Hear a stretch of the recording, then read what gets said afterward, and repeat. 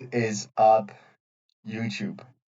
What is up, guys? It's a wrap on the trading week, and there were some nice moves today. I'm gonna go over them in a minute. I just want to let you guys know in advance that I'm not a financial advisor, and this is just for entertainment and education purposes only. Also, it's King's Night tonight. I am not going out, but tomorrow I actually have a festival.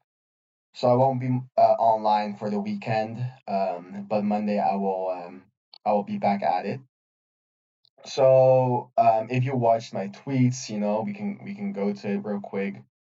I was talking about what I would short a sweep of the high with a structure break back inside this local range because we're within a bigger range and then we have a local range. And in this moment, when I made the picture, we still had to return to zone.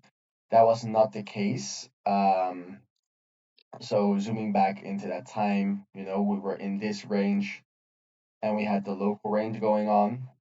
And it would have been nicer if we went up without taking the lows first, because then we have those liquidity targets that we can aim for. But what happened is that we swept the low. There you go. And then we broke back inside. I don't think it was an SFP. I'm not sure. Yeah, so it wasn't really an SFP. It was like awkward timing because the candles closed. But we swept the low. We broke market structure back inside the range right around here. But personally, for me, there's no long there, just because I also want my breaks to be back inside the volume area, and the volume area low was all the way up here. So, um, would have it been here, I would have tried a long, but now it was not worth it for me. I have my rules. I want my breaks to be back inside the volume area if I'm just longing or shorting a second tap, meaning the first range deviation, not backed by Wyckoff or anything. So we didn't get it, so there was no long for me there. But we did sweep all the liquidity on the low, and then we went for the highs. And then what actually happened is we swept all the liquidity. We hit that 30-minute block. If you guys were wondering what it was a 30-minute order block with imbalance. We swept it, and I was focused on breaking this low. Because as I just said, that I want, if I'm trading a second tab, I want my breaks to be back inside the volume area, um, the same way I want it for the short in this situation, right? So pulling my volume area to, we kind of had the main market structure, which was up, down, up, and then we had some demand backing it up here in that market below. So I was kind of waiting for this low to break. I already realized that um, in order to get something that's risk to reward worth it, we have to get a bounce from this demand zone for a potential flip play. Because if I'm going to short this break with my stop above this high, just to target this local low, it's only a 1.3, right? We're going to extend the range low towards the low of the deviation. It's only a 1.3. So I needed to see something more. So I was on a 2 minute chilling, playing this local range. And then what did we get is we went down, got somewhat of a bounce from it, and then we broke. Unfortunately, the break is massive. So when this candle closed, it's all the way down here, right? And we have to wait for that candle to close. So yes, I can put my stop above here now, but look at this risk to reward. It's not worth it. And then we just ended up ranging and hitting our target, the local target, I would say, because I think this could, at that moment in time, I was like, yeah, this can potentially come towards this range low if we start breaking this low and not turn it into a potential model one accumulation, right? However, um, you could have entered this short using my entry models in a valid way, even though it was not a break back inside the volume area. just because we are also in a bigger range, right? And the bigger range started at this high and then at this low. This was our bigger range. And then we had our Model 1 at the range low, and then we pumped up, and we kind of deviated the range high with also another Model 1 distribution, and then we broke back inside, and now we kind of have a bigger range. However, if I look at this, what we can say is that if we just zoom out, right? If we just zoom out, we can say that this was our initial range high. This whole Model 1 is just one sweep on the bigger time frame of this range high, indicating that this is going to be our second tap. And this could have been our potential third tap of a Model 2 distribution on the bigger time frame. And with a Model 2 distribution, if we get a break, which on the 1 minute actually has structure all the way up here,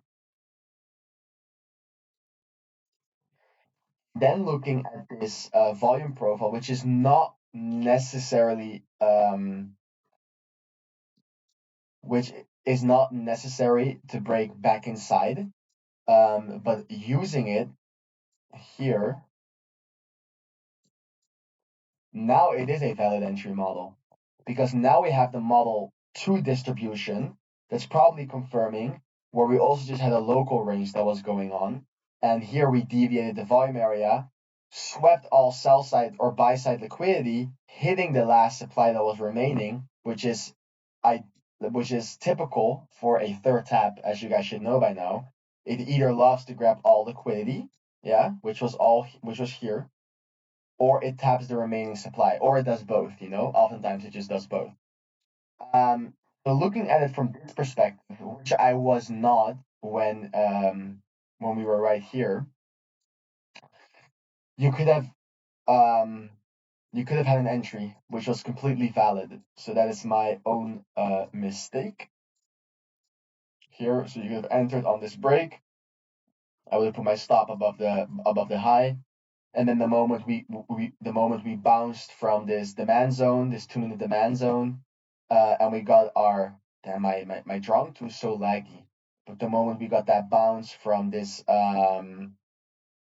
demand zone, and then we broke 2 minute, that's when I moved my stop.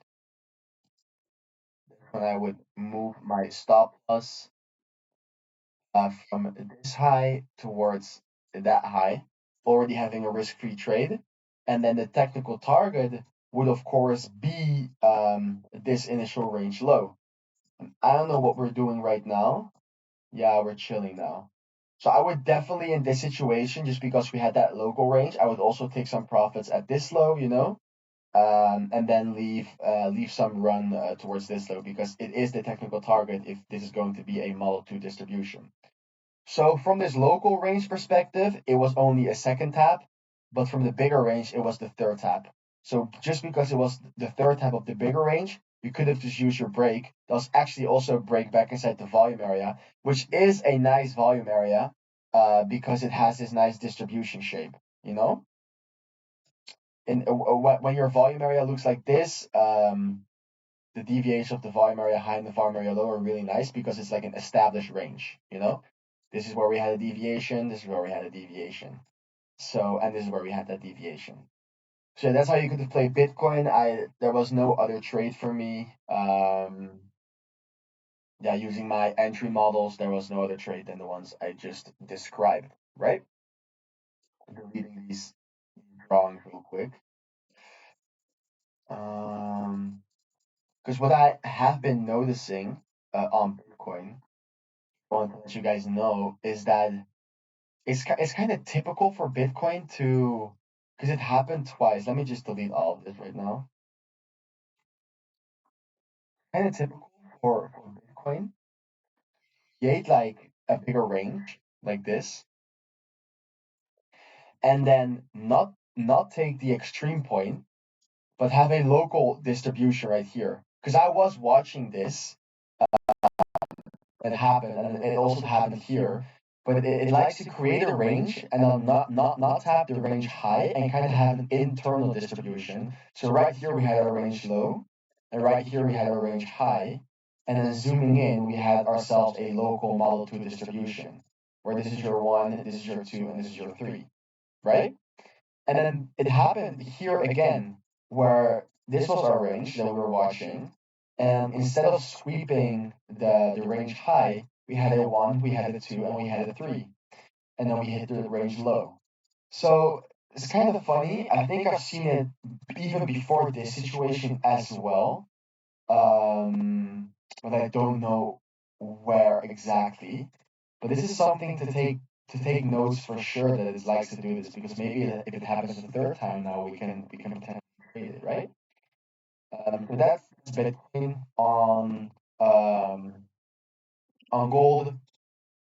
I was watching it all day, to be honest, but I couldn't get any entries on it just because from a market structure perspective, this whole pullback could just easily be a higher low for a higher high on the higher time frame. We're talking about the 18-hour and the daily.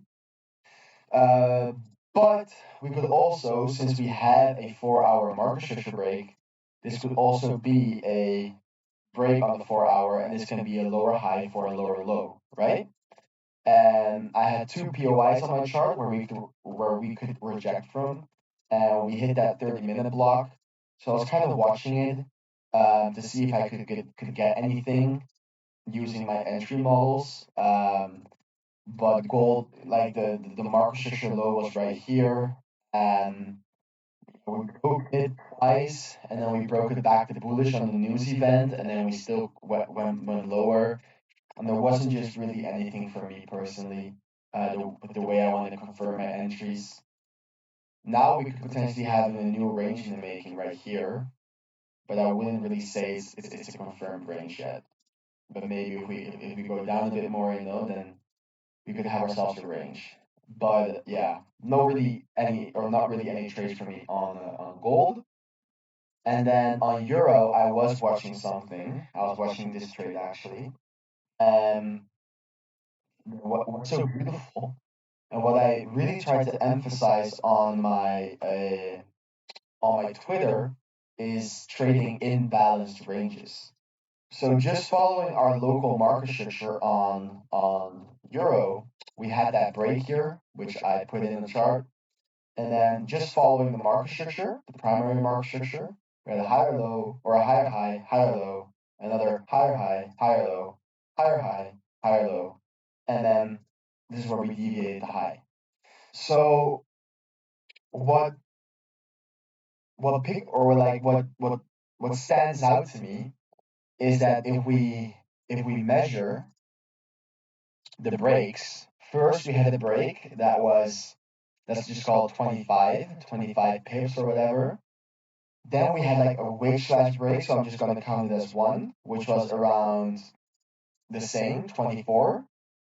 And then we had the break, which was also around 25. So kind of having the same breaks, not really any increase in breaks, which is what you would prefer to see if you had this big of a bottom right here, this rounding up effect. You wanted to have the break and then that the breaks become larger. And what happened then is that we only had a 12.7% break, or like pip, whatever you want to call it, right? So in my opinion, there was really like a clear sign of some exhaustion in this trend. It still bothers me that we did not hit this daily demand zone to form a macro bottom. But nonetheless, what I did is I just followed my market structure, and because we're trending up, I was putting my range from high to low. And I was like, okay, at this point in time, right here, I was like, yo, I have this range, this is my internal low. So a potential play just be, we deviate the range high, we break back inside, and then we go lower. Having this break, or this break being also a break back inside the volume area.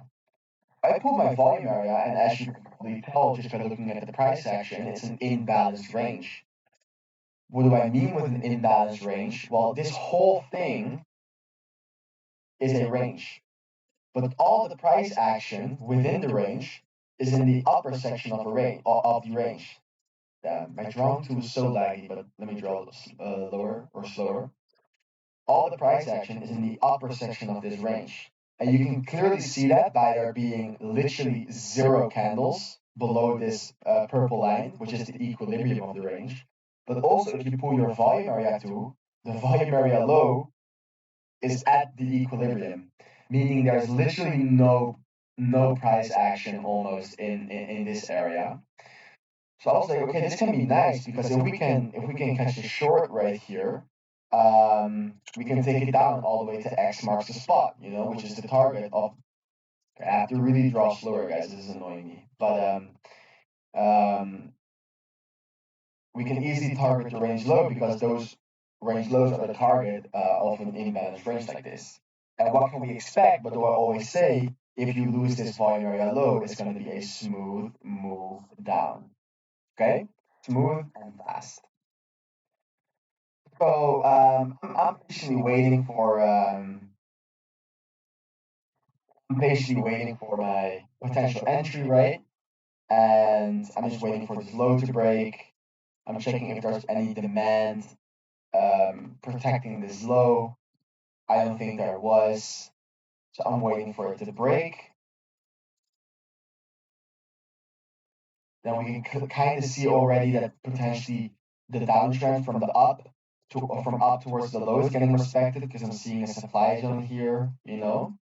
So maybe even without breaking any market structure, we can tell that this trend, yeah, is potentially going over in this downtrend, and that supply is really taking control. And if we break the low, rejecting from this 10-minute supply zone, we can probably say that supply is going to be in control. Well, there we broke market structure. It's that simple. So sometimes that's how you can. That's how I sometimes in high probability areas.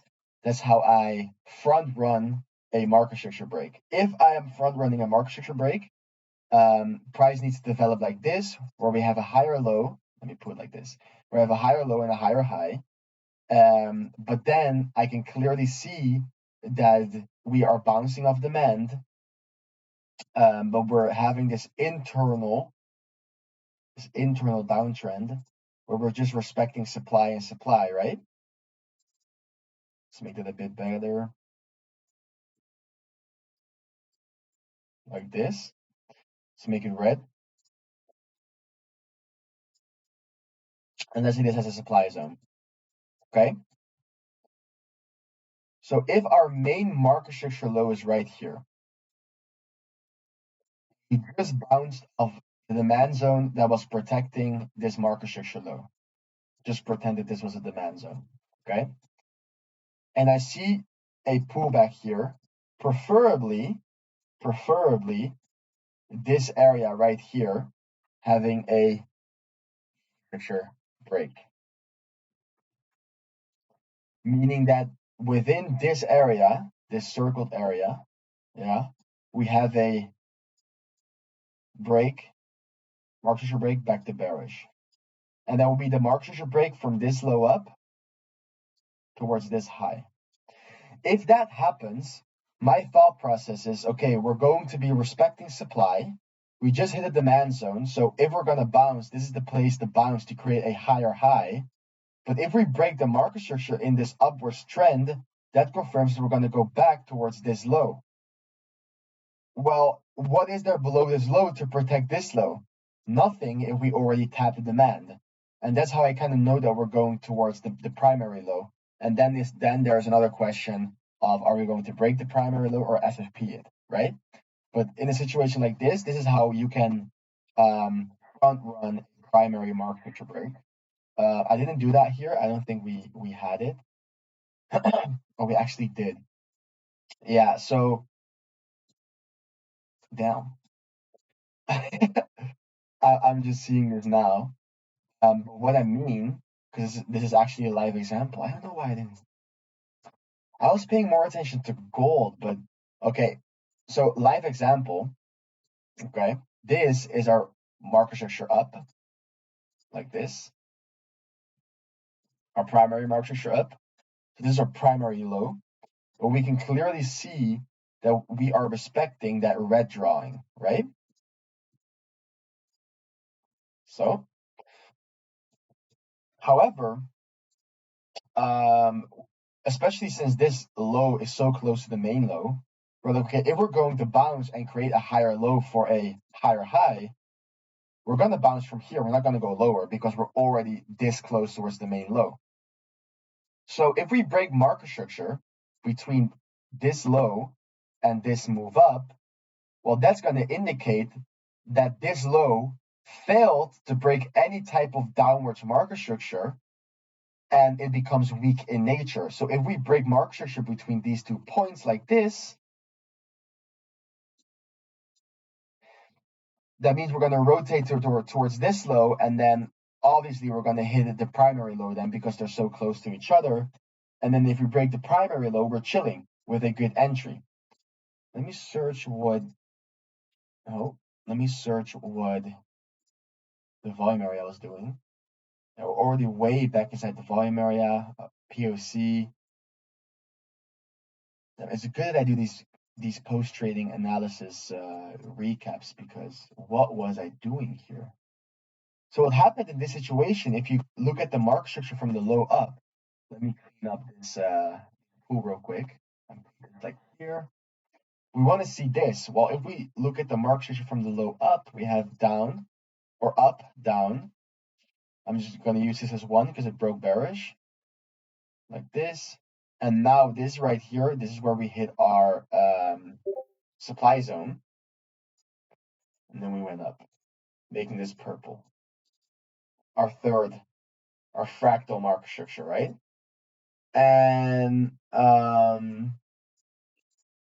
we always check the higher time frames. This is our 2-minute pool. So right here,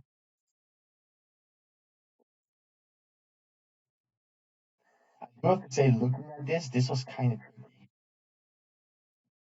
This was a tricky one because we broke market structure.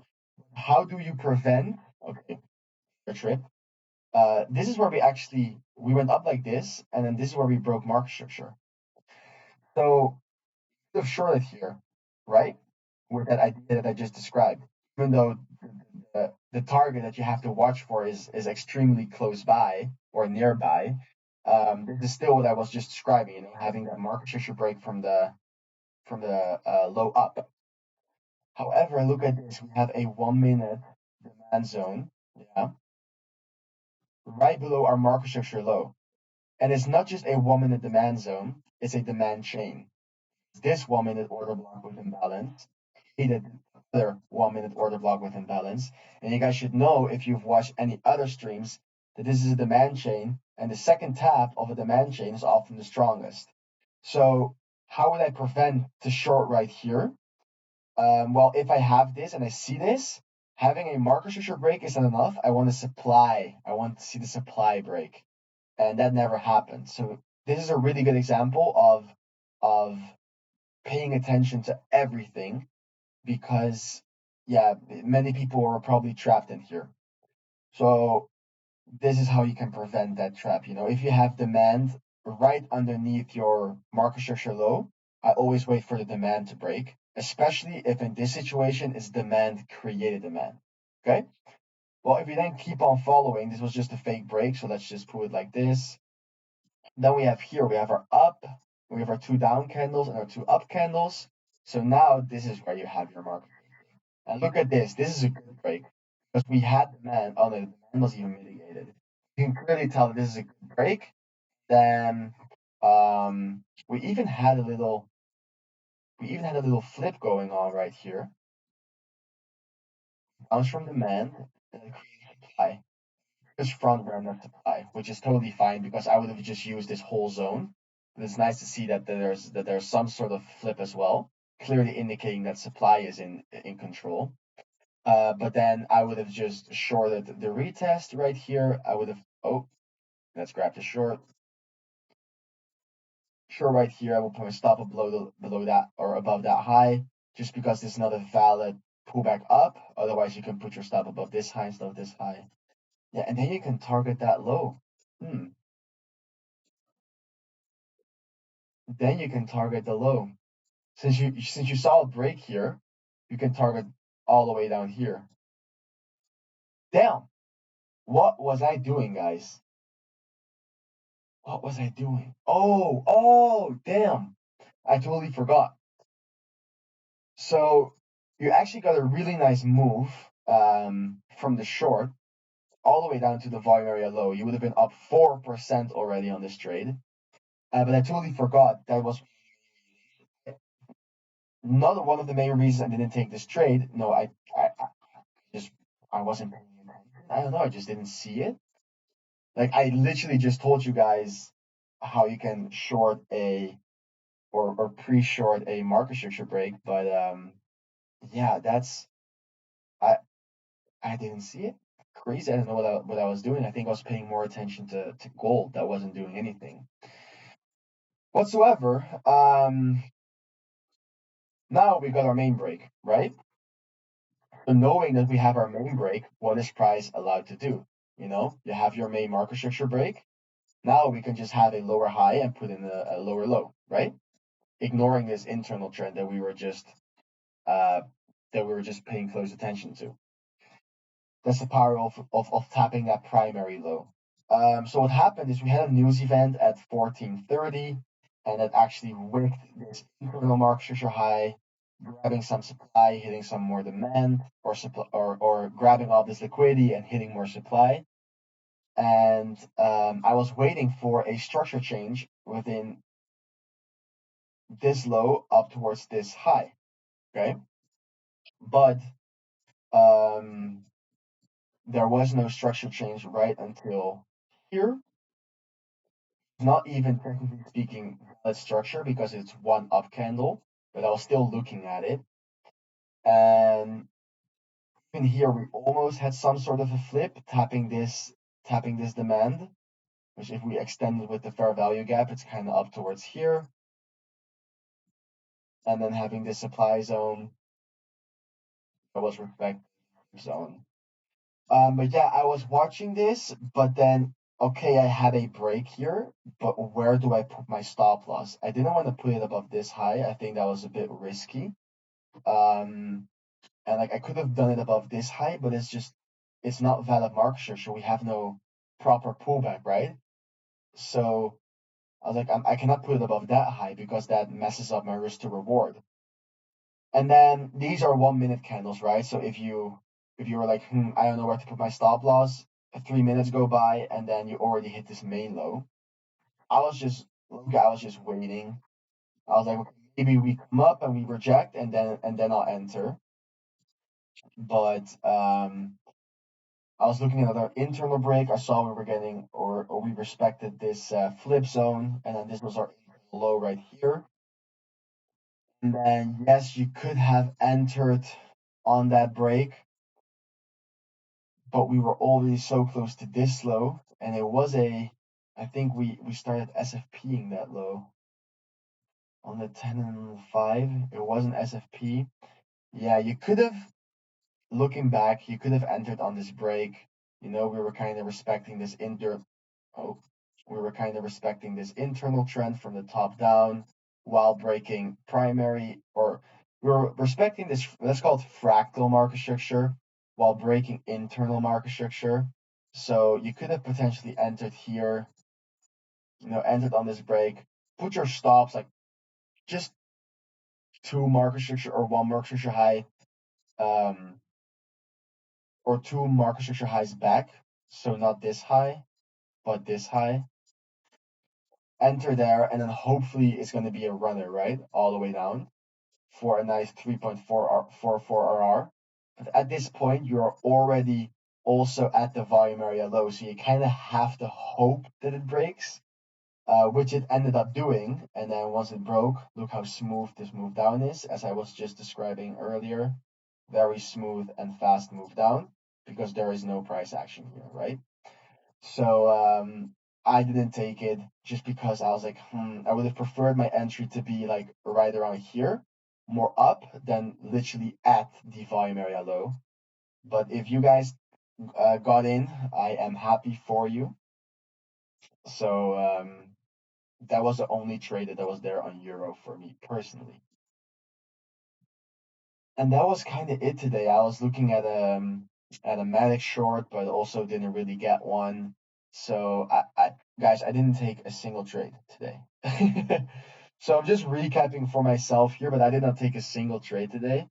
But we did make our 10% this week with the Matic trade and the we had a Matic trade. I'm gonna look back in my journal once I finish recording. But on the top of my hat, we had that Matic long. We had the gold shorts right around here, and then we actually missed the gold long here and missed that gold short there, just because I wasn't behind my PC for it. And then we actually had a Bitcoin. We had a Bitcoin trade. I remember. Did we have a Bitcoin trade? I'm gonna check my journal, but I know for sure that we made 10%. So yeah, the weekly goal has been hit. I hope you guys enjoy the rest of your night. Grab some rest. Refresh the mind. Go touch some grass. I love every single one of you. If you have any questions, let me know. I am going to be at a festival tomorrow, so wish me luck. It's going to be like 10 hours standing on my feet. So yeah, I wish you all guys the best, and let's kill next week.